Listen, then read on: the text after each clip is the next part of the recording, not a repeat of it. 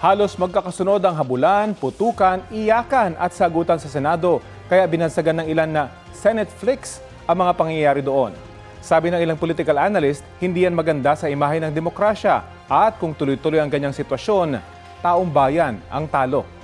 Balitang hatid ni Sandra Aguinaldo. Why are we railroading this process, Mr. President? You're gonna just ram down our throat something that numbers can dictate. I move that we divide the House. Isa na ito marahil sa pinakamainit na mga tagpo sa kasaysayan ng Senado. Ang mainit na debateng nag-ugat sa mosyon sa pag-ambyenda sa rules para payagan na makaboto online ang isang senador kung hindi siya makadalo ng pisikal sa sesyon. Nauwi sa sagutan ng ilang taga-mayorya at minorya na tila ba nagkapersonalan na. Madam President, without giving meaning to anything, ito pong mahirap kasi kung wala po tayong legal background dito. Kaya sinasabi ko na nga po, hindi po bagong motion ito eh.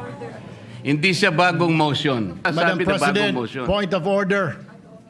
Ad hominem. Sinasabi ko lamang po, ang sinasabi ko lang, kanina ko po sinasabi, hindi po tama yun. Section 136, kasama niya ay walang kinalaman, walang alam sa batas. Umabot pa sa tila, nagbukas ng mga sugat na hindi pala naghilom. Yan ay nang emosyonal na balikan ni Senate President Pro Tempore Loren Legarda kay Senador Kiko Pangilinan ang kanyang karanasan ng canvassing ng 2004 presidential elections. Si Pangilinan ang co-chair ng National Board of Canvassers noon nang questionin ni Legarda ang resulta ng botohan. Are we now curtailing my right to speak, Mr. President? Please know that I would never curtail your right to speak. Just as in 2004, I believe you were seated, and I was a vice presidential candidate of FPJ then, and my microphone was closed, and my right to speak was closed, was not given. I remember that time now, and the word noted was said to me. Can be discussed. Pero bago ang walkout ng minorya noong Martes, nauna nang nagkagirian si Pangilinan at Senador Robin Padilla dahil sa kanya umunong pagtaas ng boses. Paano natin pag-uusapan yung ibang... And for the record, Mr. President, I still have the floor. Ako ba natakot? Ako nang takot sa iyo. Ikaw nga naninigaw. Ikaw naninigaw, ako nanakot. Sir, hindi ako. Kita mo, iba meaning sa'yo ng sigaw at tumasok po siya. Okay ba yun? At matapos ang putukan sa Senado, lumutang din ang samaan ng loob. Some of you I've known for 20 years, 10 years, and I didn't even hear any of you say, "Kamusta na kayo dyan?" Napakasakit mo sa akin. Sobrang sakit. Nariyan pa ang sunod-sunod na palitan ng liderato ng Senado. Mula May 2024, nagkaroon na ng 4 na Senate President. Si Senador Mig Zubiri na pinalitan ni Senador Chis Escudero na sinundan ni Senador Tito Soto at ngayon si Senador Alan Peter Cayetano.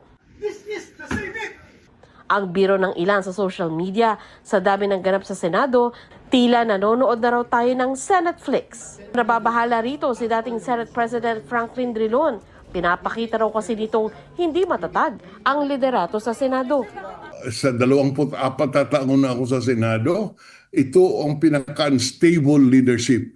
13-11, pagkatapos yung isa sa 13, nagtatago on the run. Kaya effectively, ang boto ay 12 lamang. Kaya mahirap kaya yung quorum. Madaling i-question eh. Hindi raw ito maganda para sa ating demokrasya, sabi ng ilang analyst. May stalemate sa Senado. Ang kalungkot-lungkot, hindi maganda to sa imahe ng demokrasya. Kung magpapatuloy daw ang sitwasyon, ang taong bayan ang talo. Sana sa isipin ng mamamayang Pilipino, talo tayo dito eh. Diba sabi nga nila pag nagbabanggaan at nag-aaway yung elepante, yung grass yung nagsasuffer. Tayo po yung grass. Okay. Kasi wala naman po tayong kapangyarihan, pinahiram natin sa kanila, ngunit ginagamit nila sa sarili nilang agenda at inaabuso. Kaya payo ni Drilon, Kailangan palitan nila ang kanilang pananaw At siguro yung kapakanan ng bayan, yun naman ang kanilang titignan.